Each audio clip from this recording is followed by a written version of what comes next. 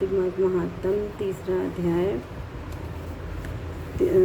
सत्यभामा बोली, हे भगवान, आप काल स्वरूप है और काल के संपूर्ण भाग भी समान है, तब फिर कार्तिक मास ही क्यों श्रेष्ठ है? हे देव, तब सब तिथियों में एकादशी और सब महीनों में कार्तिक का महीना ही आपको प्रिय है। श्री कृष्ण बोले, हे कांते, तुमने अच्छा प्रश्न किया है। एकाग्रचित्त होकर बेन के पुत्र पृथु महर्षि नारद का संवाद सुनो, जिसे पहले पृथु ने नारद से पूछा। तब नारद जी ने कार्तिक मास की श्रेष्ठता कही है। नारद जी बोले, पहले सागर का पुत्र शंख नामक राक्षस त्रिलोकी के मथने में समर्थ हुआ। उसने संपूर्ण देवताओं को जीत स्वर्ग से निकाल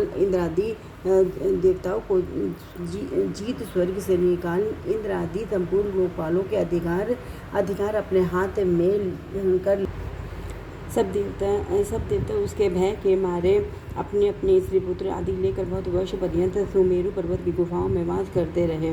जब देवता गुफाओं में वास कर रहे थे तब शंखासुर ने विचार किया, मैंने देवताओं को जीत तो लिया है, तो भी वे बलवान मालूम होते हैं। हाँ, अब जान पड़ा कि वे सब वेद मंत्रों से युक्त हैं। इससे उनके वेद मंत्रों का हरण करने से वे सब बलहीन हो जाएंगे। ऐसा विचार कर वह असुर विष्णु भगवान को नींद से ग्रस्त देखकर स्वयंभू ब्रह्मा जी के लोक में जाकर वहाँ से वेदों को निकाल कर चलने को तत्पर हुआ। तब वे उसके भय के मारे यज्ञ के मंत्र और बीजों समेत जल में प्रवेश कर गए। तब तो वह शंखासुर भी उन्हें ढूंढता हुआ समुद्र के भीतर विचरने लगा, परंतु वे वेद एक स्थान पर कहीं भी प्राप्त न हुए।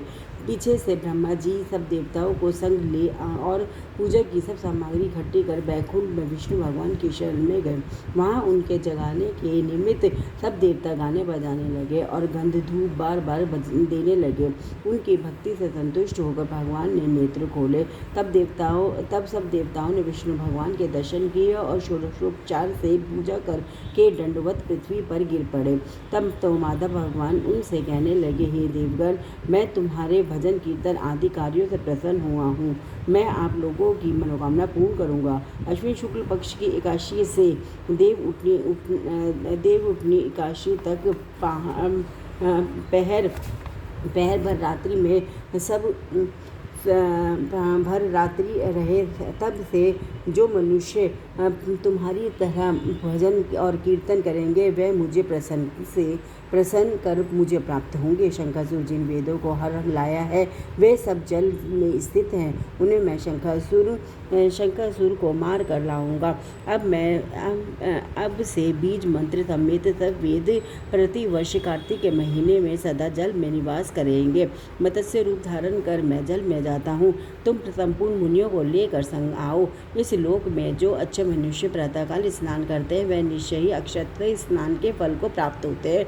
जो कार्तिक में सदा व्रत करते हैं उनको हे इंद्र, तुम मेरे लोक में पहुँचा दिया करो। हे यम, तुम सदा उनकी विघ्नों से रक्षा करते रहो। और हे वरुण, तुम उनको पुत्र पौत्र आदि देते रहो। हे कुबेर, तुम उनकी धन वृद्धि करो, जिससे यह मेरा रूप धारण कर साक्षात जीवन मुक्त हो जाए। और हे अन्य देवताओं, जो जन्म से मरण तक उन बातों को धारण करते हैं वे तुम्हारे द्वारा भी पूज्य हैं। जैसे तुमने मुझे एकादशी को जगाया है, इसीलिए यह तिथि सदा मनाने योग्य है। कार्तिक मास महात्म तीसरा अध्याय पूर्ण हुआ। हरे कृष्ण कृष्ण कृष्ण हरे हरे, हरे राम राम राम हरे हरे। धरती माता का चुनिए चौबारा, चांद सूरज का चुनिए चौबारा, नौलख तारों का चुनिए चौबारा, महादेव पार्वती का चुनिए चौबारा, विष्णु लक्ष्मी का चुनिए चौबारा, राधा रुक्मण का चुनिए चौबारा, तुलसी पतवारी का चुनिए चौबारा, गंगा यमुना का चुनिए चौबारा, अपनी काया का, अपने दीदे घोड़ों का चुनिए चौबारा, बेटे पोतों का, भाई भतीजों का चुनिए चौबारा, धी जवाई का, आंगन पड़ोसन का चुनिए चौबारा, गली मोहल्ले का, राम श्याम का चुनिए चौबारा, 33 करोड़ देवी देवताओं का चुनिए चौबारा।